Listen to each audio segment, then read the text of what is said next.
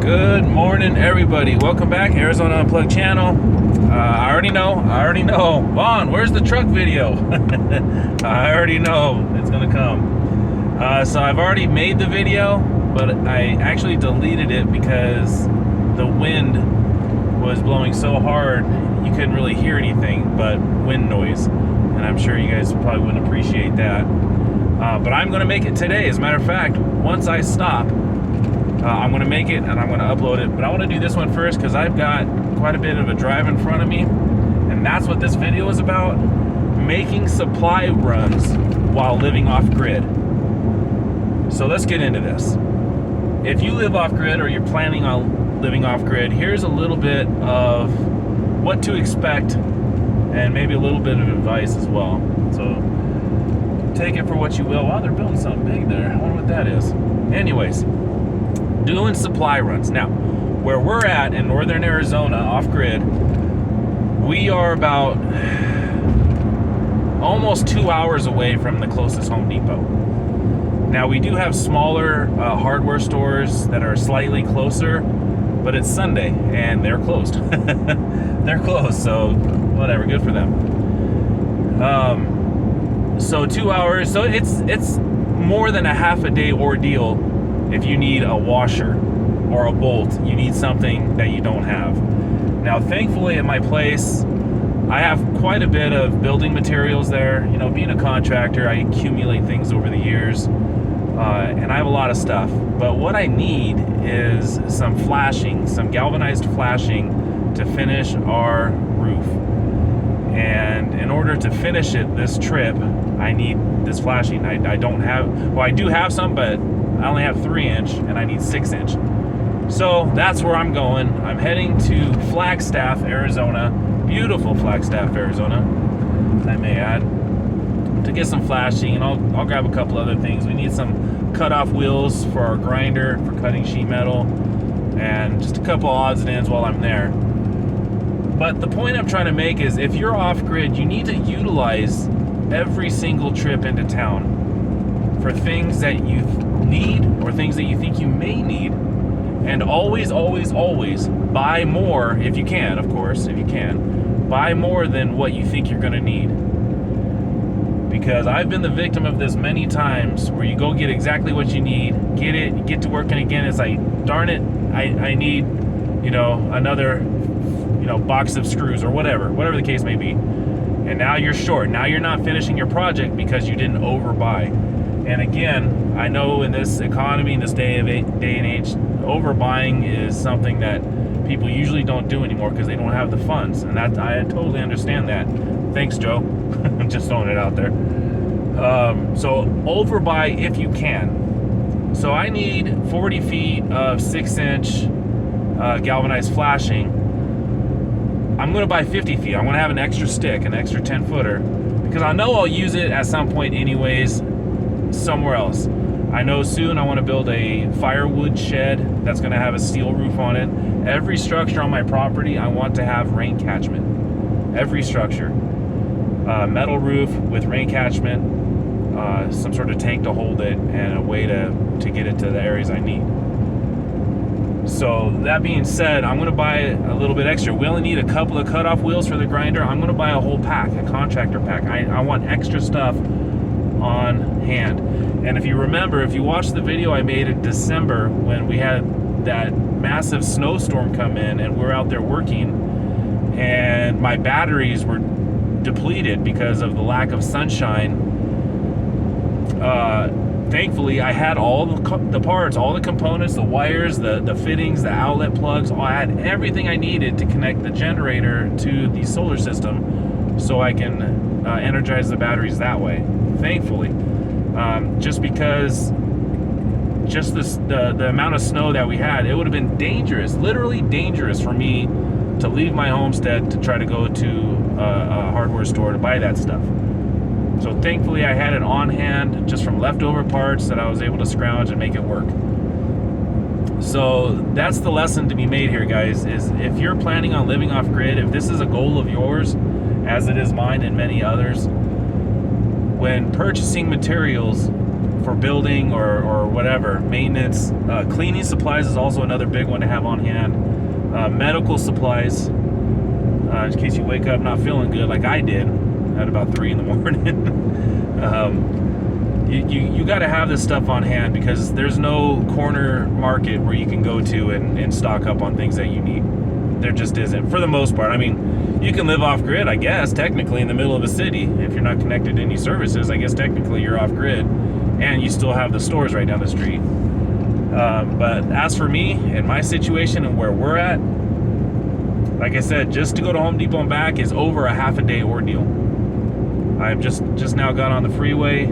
It takes me about a half an hour, 45 minutes or so, if the roads are good, just to get off of the area that we live, just to get to pavement. It's almost 45 minutes just to get to pavement. So that's what's going on, guys. And another good thing to do is, if you have friends or neighbors, you may want to consider giving them a call or a text or something, saying, hey, I'm heading out to Depot or to the grocery store or whatever. Do you need anything?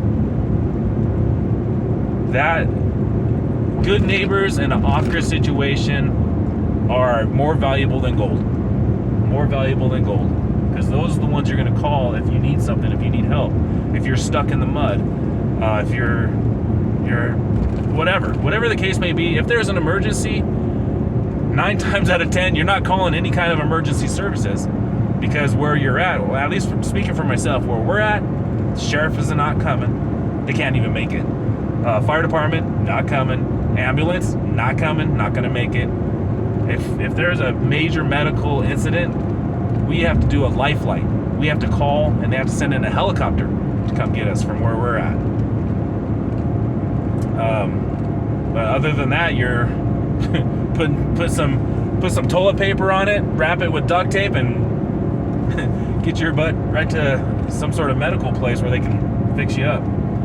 So it's important, guys. And I'm smiling, I'm kind of joking about this, but it can be very serious. Very serious.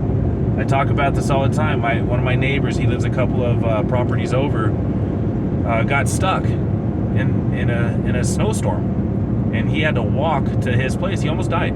They had to call search and rescue to find him. They had to bring in a tracked vehicle just to get down the roads, just to find him. Thank God they found him, and they got him taken care of. It's no joke. Being out off-grid in a situation like us, it is no joking matter. It is literally life or death.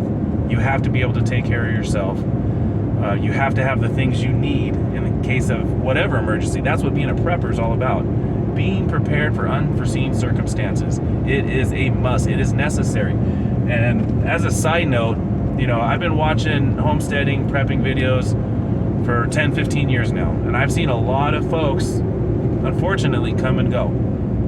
They'll start their YouTube channel, and they'll show you their property, and they have all these big dreams and ambitions, which is a great thing. Don't get me wrong, guys. I'm not downplaying this at all. But they went out there with 2 things missing: the proper mindset.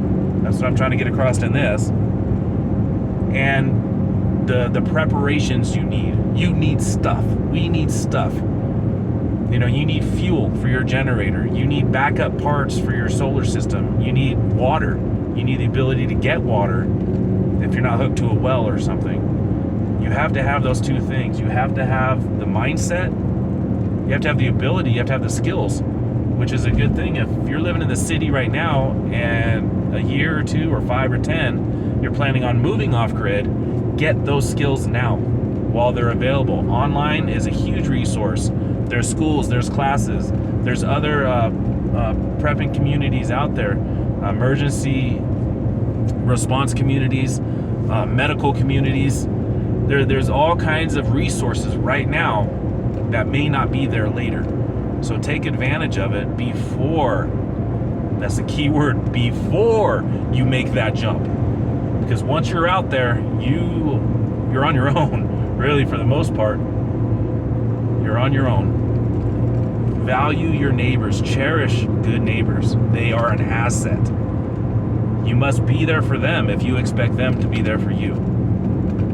I've got some good neighbors. Just got off the phone with one of them. Phenomenal people. top shelf, high quality people.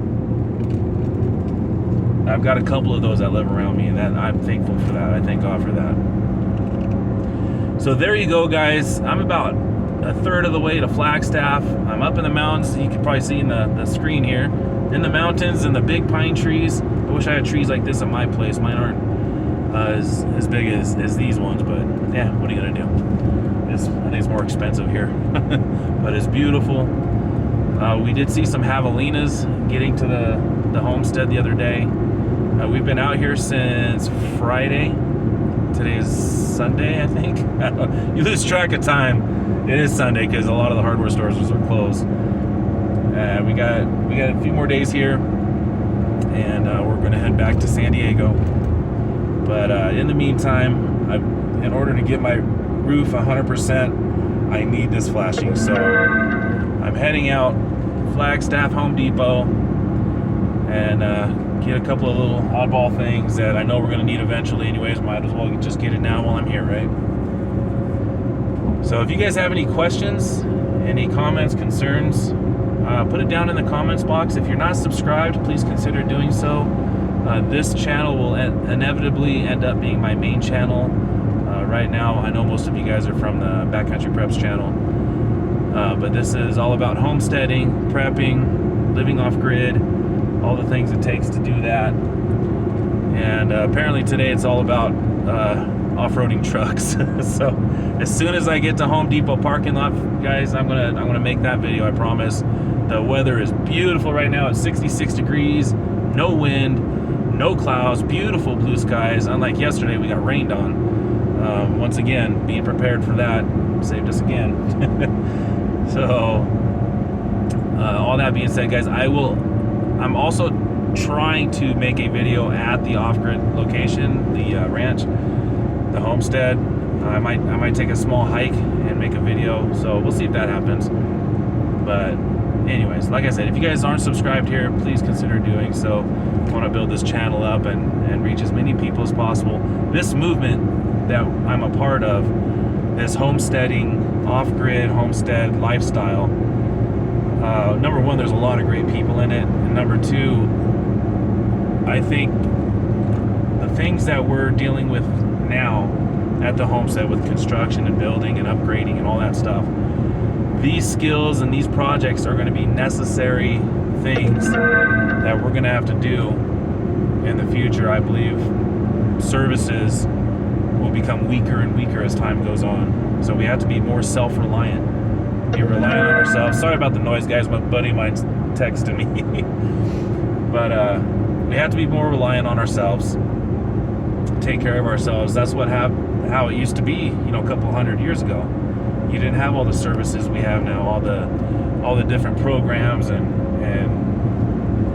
just everything we have now. We didn't have that back then, and people were more self-reliant. And I think it's going to be a necessity that people in this country, for the most part, are going to have to go back to that.